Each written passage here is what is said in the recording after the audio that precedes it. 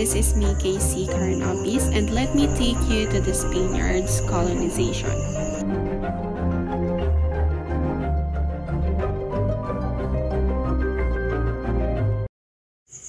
The Philippines had been colonized by Spain at about 300 years ago.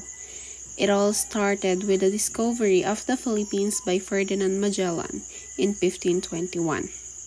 It is Ferdinand Magellan who arrived in the Philippines to have a Spanish expedition searching for the Spice Island in 1521.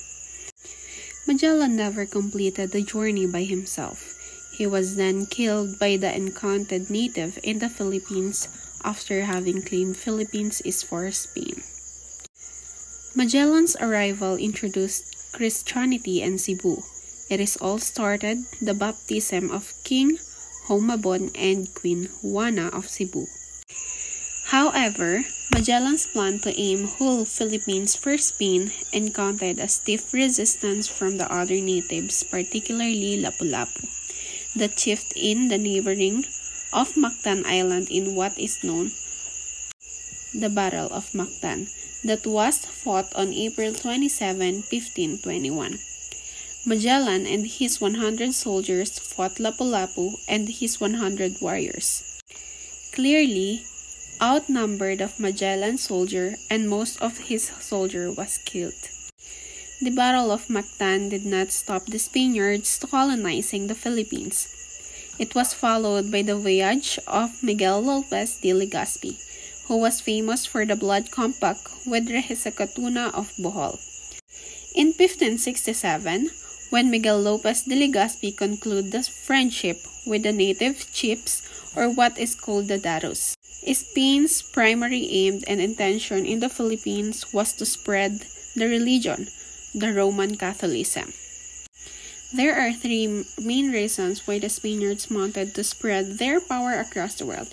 It is acronymed as the 3Gs. The first G is for God, which is the conversion of natives to Christianity. The second G is for gold, which is the accumulation of wealth and gold. And the last G is glory, which is the supremacy of Spain of the Portugal as a superpower. The following are the effects of their colonization.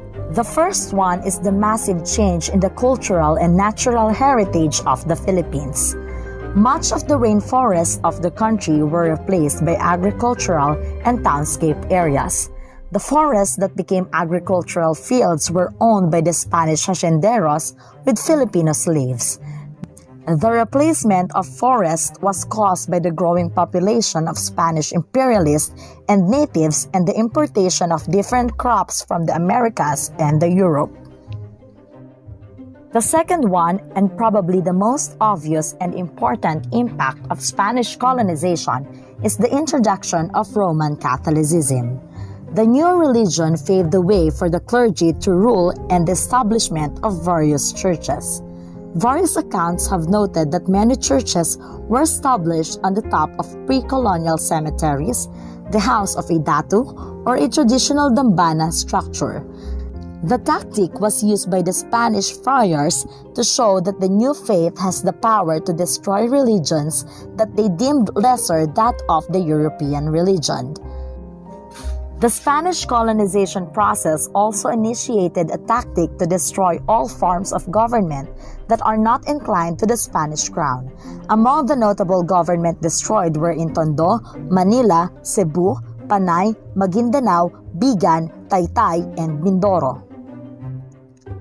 The Indio system was also notable, wherein the Spanish were catapulted as the masters of the island, while the natives were mere slaves. A few of the Indios, however, were given better privileges compared to those Indio slaves. Nonetheless, they were considered much lesser than the Spanish masters. Lastly, the Spaniards also introduces the Spanish language, which is mostly the basis of the Filipino language today.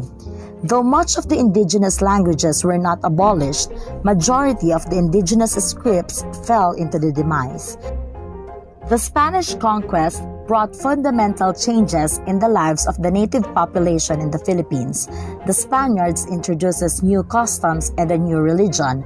They brought over new practices and institutions from the earlier colonial experiences in Latin America, and even they chose to retain certain indigenous and social institutions to serve colonial ends. The use of these institutions for purposes alien to native society transformed them in a profound way. These changes led the Filipinos to have their revolt seeking for freedom and equality. However, we cannot deny the fact that the effects of Spanish colonization is still visible in our society today.